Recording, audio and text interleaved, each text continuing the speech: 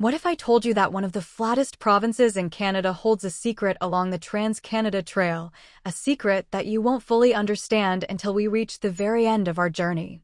Stick with me, because the Manitoba section of this trail is a lot more surprising than you think. The Trans-Canada Trail enters Manitoba from the east, winding its way past thick forests and countless lakes. At first, it feels almost like you're still in Ontario, trees, water, and that endless northern wilderness. But as you keep moving west, something shifts. The land opens up. The trees fall back. And suddenly, you're standing on the edge of the Great Canadian Prairies. Here, the trail doesn't just connect towns, it connects stories. Early settlers followed the rivers you cross today, building homesteads where the soil was rich and the sky seemed infinite.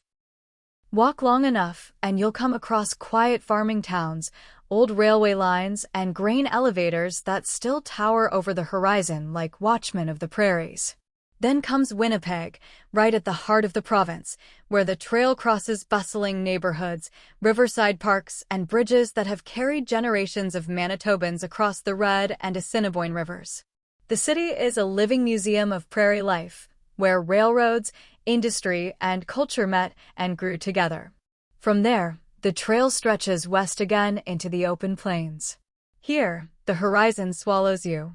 On some days, you feel like you can see the curve of the earth itself.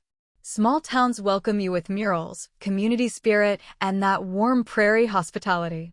And yet, through all the forests, farmlands, and wide-open prairie skies, the Manitoba section of the Trans-Canada Trail keeps asking the same quiet question. What is it that truly connects this province from east to west? The answer is simple. Step by step, it's you walking the trail.